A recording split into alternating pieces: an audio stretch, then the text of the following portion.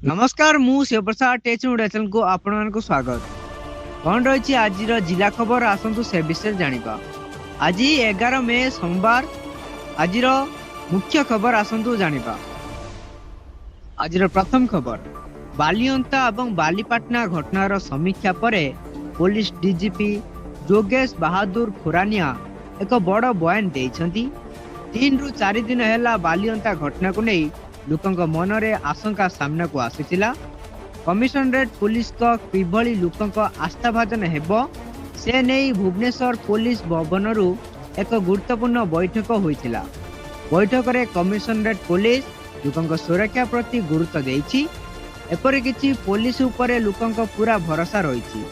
अतीत रे commissionerate police भलो काम करिवार नजर सृष्टि करिसंती। बालिअंता घटना पुलिस विभाग उपरे ध्यान देवा को बाध्य करिछि।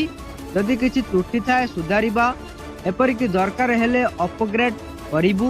अन्य पक्षे लोकों सुरक्षा पाई सरकार पुलिस को सबु जुगाई देइथिबा डीजीपी प्रकाश करिसंती। परती खबर पाणीपाग नहीं आसी बड़ अपडेट। आज अपराह्न और संध्या समय उत्तर उपकूल ओडिशा रे किछि जिल्ला रे पाग हठात परिवर्तन हेबार संभावना रही। आंचलिक पाणीपाग विभाग पक्षरु जारी सतर्कता अनुसार बालेश्वर भद्रक जाजपुर केन्द्रापड़ा कटक जगतसिंहपुर मयूरभंज और केउंझर जिले में गोटे किंबा दुईटी स्थान में वज्रपात सह वर्षा होबार आशंका रही। बिजुली घड़घड़ी और घंटा प्रति 30 रु 40 किलोमीटर बेगरे झटका पवन बहिबार संभावना रही। पाणीपाग विभाग लोक मानक सतर्क रहिबा को परामर्श देइछि। परवर्ती खबर बांकड़डिया जलप्रपात युवकर मृतदेह उद्धार होइछि। मृत व्यक्तिंकर नाम अभिजीत दास होइतिबा बेले से जड़े अध्यापक होइतिबा बोली जणा पड़िछि। सूचना अनुसार जड़े युवक मृतदेह पानी रे भासुथुबा नेई किछि पर्यटक देखिथिले। तत्क्षणित सेमाने आम्बुलांस को फोन करथिले। खबर पाइबार किछि समय परे आम्बुलांस आसी मृतदेह को देखि फेरी जाइथिले। परे सेमाने पुलिस को फोन करथिले। तेबे घटनास्थल रा उदयगिरी पुलिस पहुंची सबको जबत करने सह एक अपमृत्यु मामला रुजु करी मृत्युर कारण उपर अधिक तदন্ত करुछि। परवर्ती खबर चलंता ट्रैक्टर पड़ी युवक मृत्यु। एभली अभावनीय घटना देखा मिली गजपति जिला मोहन थाना अंतर्गत बुढ़रिंग गाँव में। सूचना प्रकार ढेपानाजू गाँव रवींद्र कुमार 24 वर्ष शुक्रवार सकाळ समय ट्रैक्टर रे श्रमिक भावे काम करने जाइतिले। बुडरिंग गाँव ट्रैक्टर इटा भरी करी नेउथुवा बेले रास्ता रे हठात चलंता ट्रैक्टर खसी पड़ितिले। फल ट्रैक्टर पछ चक्का रवींद्र को मुंड उपरे चढ़ी जाइतिला। संगे संगे साथी रे थिबा श्रमिक माने तांको उद्धार करथिले। घटनास्थल रे ही तांकर मृत्यु घटितिला। परवर्ती खबर भद्रक जिला तीड़ी थाना कांपड़ा पंचायत अधीन दपा ग्राम रे रविवार अफुटा बाण फुटी 2 भौणी गुरुतर आहत होइछंती। सेमाने हेउछंती फकीर दास को झियो लक्ष्मी बयस 8 वर्ष एवं सखी 5 वर्ष जना जाइछि जे शनिवार राति रे ग्राम रे एक विवाह शोभायात्रा रे रोशनी जला जिबा सहित बाण फुटा जाइतिला। ते बाण भितरु किछि अफुटा रही जाइतिला।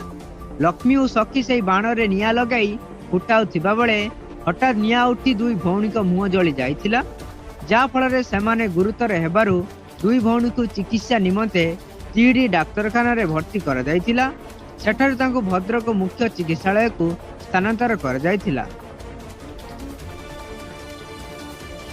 परवर्ती खबर गंजाम जिला भजनगर घुमुसुर उत्तर बनखंड तारासिंह रेंज रो गायगंडा निकट में मृत्युवरण करथिबा दंता हाथीटी रोगरू मृत्यु होइतिबा बेले मृतदेह विवेच्छेदरू जना पड़िछि।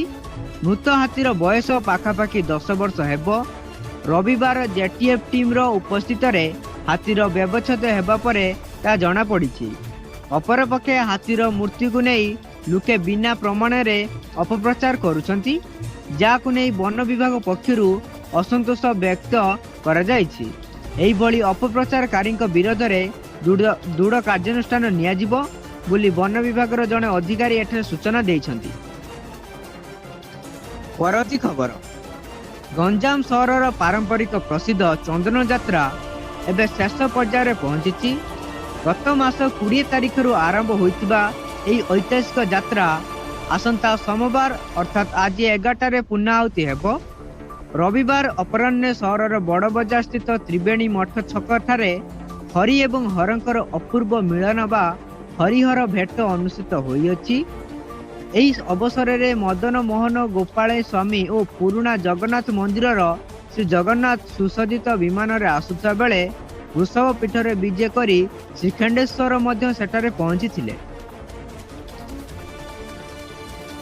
ପରବର୍ତ୍ତୀ ଖବର, କୋରାପୁଟ ଜିଲ୍ଲାର ନନ୍ଦପୁର ବ୍ଲକ ସଦର ମହକୁମା ସ୍ଥିତ ହାଟପଦାରେ ରବିବାର ପୂର୍ବାହ୍ନରେ ଭାରସାମ୍ୟ ହରାଇ ଉଡି 10D2808 ନମ୍ବର ବିଶିଷ୍ଟ ଏକ ଯାତ୍ରୀବାହିନୀ ଅଟୋ ଓଲଟି ପଡ଼ିଛି। ଫଳରେ ଅଟୋରେ ଥିବା 10ରୁ ଉର୍ଦ୍ଧ୍ୱ ମହିଳା ଆହତ ହୋଇଛନ୍ତି। ନନ୍ଦପୁର ପୁଲିସ ସ୍ଥାନୀୟ ଲୋକଙ୍କ ସହାୟତାରେ ସମସ୍ତ ଆହତଙ୍କୁ ଉଦ୍ଧାର କରି ନନ୍ଦପୁର ଗୋଷ୍ଠୀ ସ୍ୱାସ୍ଥ୍ୟ କେନ୍ଦ୍ର ଭର୍ତ୍ତି କରିଥିଲେ। ସେମାନଙ୍କ ମଧ୍ୟରେ 2 ଜଣ ଇଚ୍ଛାବତୀ ନାୟକ ଓ ଇଶା ଖିଲିଙ୍କ ଅବସ୍ଥା ଗୁରୁତର ଥିବାରୁ ସେମାନଙ୍କୁ ଅଧିକ ଚିକିତ୍ସା ଲାଗି କୋରାପୁଟ SLNMC ସ୍ଥାନାନ୍ତର କରାଯାଇଛି। ପୁଲିସ ଅଟୋକୁ ଘଟଣାସ୍ଥଳରୁ ଉଦ୍ଧାର କରି ହେଫାଜତକୁ ନେଇ ଘଟଣା ତଦନ୍ତ କରୁଛି। Bureau report H new Odia. ଯଦି ଆପଣମାନଙ୍କୁ ଭିଡ଼ିଓ ଭଲ ଲାଗିବ ତାହେଲେ ଆମ ଚ୍ୟାନେଲକୁ ସବସ୍କ୍ରାଇବ୍ କରିନେବେ, ଯାହାଫଳରେ ପ୍ରତ୍ୟେକ ଦିନର ଜିଲ୍ଲା ଖବର ଆପଣ ଜାଣିପାରିବେ।